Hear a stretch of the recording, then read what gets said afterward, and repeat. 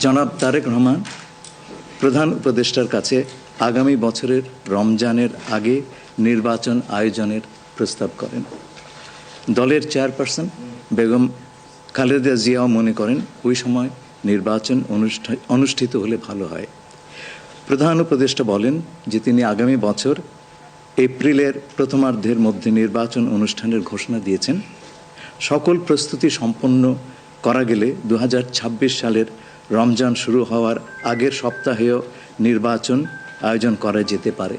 সেক্ষেত্রে সেই সময়ের মধ্যে সংস্কার ও বিচার বিষয়ে পর্যাপ্ত অগ্রগতি অর্জন করা প্রয়োজন হবে। জনাব তারেক রহমান প্রধান উপদেষ্টার এই অবস্থানকে স্বাগত জানান এবং দলের পক্ষ থেকে তাকে ধন্যবাদ জ্ঞাপন করেন। প্রধান উপদেষ্টাও জনাব তারেক রহমানকে ফলপ্রসূ আলোচনার জন্য ধন্যবাদ জানান। আপনাদের সবাইকে ধন্যবাদ। আমরা 7টা কোশ্চেন নিব। আপনারা কোশ্চেনগুলো করবেন হচ্ছে আমাদের national security adviser doctor Khalilur Rahman এবং বিএনপির স্ট্যান্ডিং কমিটির মেম্বার আমির খসরু মাহমুদ চৌধুরী। প্লিজ। আমার একটা প্রশ্ন, জুলাই সনদ নিয়ে কোনো কথা হয়েছে কি আজকের বৈঠকে? না, জুলাই সনদ নিয়ে তো অলরেডি আলোচনা চলছে দেশে, এবং এই ব্যাপারে আমাদের মধ্যে অলরেডি সিদ্ধান্ত আছে যে ঐক্যমতের ভিত্তিতে জুলাই সনদ হবে, এবং সংস্কারের ব্যাপারেও একই উত্তর আমাকে দিতে হয় যে ঐক্যমতের পরিপ্রেক্ষিতে আমরা সংস্কার এবং জুলাই সনদ দুটাই করব। সকলের ঐক্যমতের পরিপ্রেক্ষিতে সেটা সিদ্ধান্ত নেওয়া হবে, এবং এটা আমি নিশ্চিত এটা খুব কম সময়ের মধ্যে আমরা সেই সিদ্ধান্ত নিতে পারব।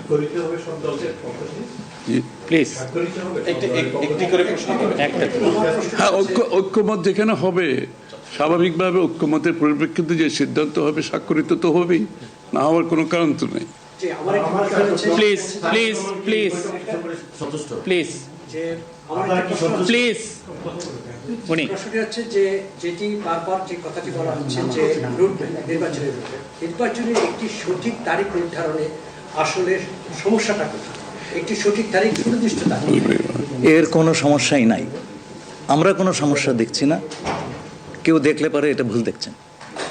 নির্বাচনের সম্পর্কে আজকে যৌথ বিবৃতিতে আমরা বলে দিয়েছি দুপক্ষই, এবং নির্বাচন কমিশন আমরা আশা করব শীঘ্রই একটা তারিখ ঘোষণা করবে।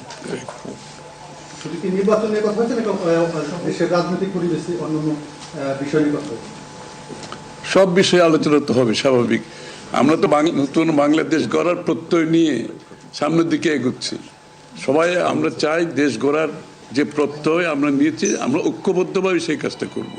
শুধু নির্বাচনের আগে নয়, নির্বাচনের পরেও বাংলাদেশ গড়ার যে প্রত্যয় নিয়ে আমরা সবাই ঐক্যমত হয়েছি সেটা আমরা সামনের দিকে এগিয়ে নিয়ে যাব।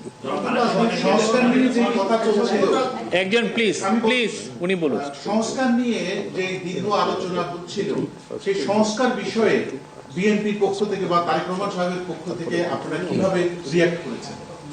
যে আবার স্যার আমি শুনি, যে সংস্কার নিয়ে যে বর্তমান সরকারের যে একটা বিশাল রূপরেখা তৈরি হয়েছে, একটা বিশাল তালিকা, সেই তালিকা নিশ্চয়ই আজকে আপনাদের সামনে উপস্থাপন করা হয়েছে। যে সংস্কার বিষয়ে আপনাদের মতামত কি? বিএনপি কিভাবে সেটাকে গ্রহণ? না, এটা তো পরিষ্কার। এটা এখানে না বোঝার কোনো কারণ নাই। বিষয়টা হচ্ছে সংস্কার। চিফ অ্যাডভাইজার সাহেব, তারেক রহমান সাহেব, আমরা সবাই একই কথা বলছি। যে বিষয়গুলোতে ঐক্যমত হবে সেগুলোতে সংস্কার হবে, তাই না? তো সংস্কারের বিষয়টা একটা চলমান প্রক্রিয়া। এমন না যে আজ সব সংস্কার এখন শেষ হয়ে যাবে। এটা নির্বাচনের আগেও কিছু সংস্কার হবে যেখানে ঐক্যমত হবে, আর নির্বাচনের পরেও সংস্কার অব্যাহত থাকবে। কারণ আমরা যেই দেশ গড়ার প্রত্যয় নিয়েছি, সংস্কারের প্রয়োজনীয়তা সবাই অনুভব করছে এখানে। সুতরাং আগে পরে সংস্কার চলতে থাকবে। Please please please please. আমার হচ্ছে তারেক রহমান দীর্ঘদিন ধরে এখানে অবস্থান করছেন এবং স্বরাষ্ট্র উপদেষ্টাও বলেছেন ওনার দেশে ফিরতে কোনো বাধা নেই। ওনার এই ব্যাপারে কোনো আলোচনা হয়েছে কিনা বা কবে দেশে ফিরতে পারে? এই ব্যাপারে আলোচনার কোনো প্রয়োজনীয়তা আছে বলে আমরা মনে করি না। তারেক রহমান সাহেব যখন ইচ্ছা উনি দেশে ফিরে যেতে পারবেন, সুতরাং এটা সিদ্ধান্ত উনি নেবেন সময় মতো।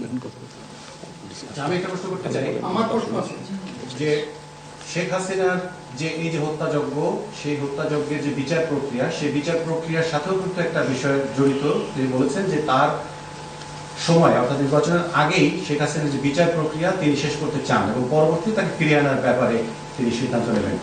এই ব্যাপারে আলোচনা হয়েছে কিনা, এবং যদি সেটা হয়ে থাকে তাহলে সেটাও এই নির্বাচনের রূপরেখার সাথে এটা কোনো প্রভাব ফেলবে কিনা? যৌথ বিবৃতিতে এর উত্তর দেওয়া আছে। সংস্কার এবং বিচার দুই বিষয়ে পর্যাপ্ত অগ্রগতি কথা বলা হয়েছে এবং আমরা মোটামুটি কনফিডেন্ট যে এই অগ্রগতি আমরা নির্বাচন আগেই দেখতে পাবো। সম্পন্ন করা যাবে। রাজনৈতিক দল এনসিপি নির্বাচন কমিশন সংস্কার ছাড়া নির্বাচনে যাবে না বলে ঘোষণা করেছে। এই বিষয়ে কোনো এই ব্যাপারে এখানে আলোচনার কোনো সুযোগ আছে বলে আমি মনে করি না। এটা স্যার বলেন। কি হয়েছে? সকল দলের সম্মতিক্রমে নির্বাচনটা অনুষ্ঠিত হবে। আমরা সেরকমই চাচ্ছি। নির্বাচন কমিশন এই নির্বাচন কমিশনের অধীনে নতুন রাজনৈতিক দল নির্বাচনে যাবে না বলছে, এটা নিয়ে কোনো আলোচনা হচ্ছে? এটা ওনাদেরকে জিজ্ঞেস করেন। এটা যার প্রত্যেকটি দলের নিজস্ব মতামত আছে, Correct. তবে আমরা সকলকে নিয়ে নির্বাচনটা করতে চাচ্ছি। আচ্ছা, তাহলে কি আমরা বলতে পারি যে এপ্রিলে যে ঘোষিত যে নির্বাচনের রূপরেখা, তাহলে সেখান থেকে সরকার কিছুটা সরে আসতে চাচ্ছে বা আসবে? যৌথ ঘোষণায় এই বিষয়টি সুস্পষ্টই বলা আছে। আপনারা শুনেছেন, যদি সকল কাজ সময় মতো আমরা করতে পারি এবং বিচার ও সংস্কারের ব্যাপারে পর্যাপ্ত অগ্রগতি হয়, তাহলে নিশ্চয়ই সেটা করা যেতে পারে। এখানে আমি একটু অ্যাড করি যে ইয়ের সাথে যে মিটিংটা প্রথমে আমাদের দুই সাইডের ডেলিগেশনের সাথে হয়েছে এবং পরবর্তীতে 1-to-1 ওনারা দুজনে দীর্ঘ সময় আলোচনা করেছেন। আপনারা কি সন্তুষ্ট কিনা? নিশ্চয়ই নিশ্চয়ই সন্তুষ্ট, সন্তুষ্ট। নিশ্চয়ই সন্তুষ্ট। শুধু আমরা তো বলছি নির্বাচনের আগে নয়, নির্বাচনের পরও দেশ গড়ার ক্ষেত্রে আমরা সবাই একসাথে কাজ করতে হবে, নতুন বাংলাদেশ করতে হবে। আর সন্তুষ্ট না হলে তো যৌথ ঘোষণায় আসবার কথা নেই। এখন যে বিচার প্রক্রিয়া চলছে বিগত সরকারের বিভিন্ন আপনি একবার কোশ্চেন শেষ করে দেন। প্লিজ। না, আরেকটা লাস্ট কোশ্চেন নিব, লাস্ট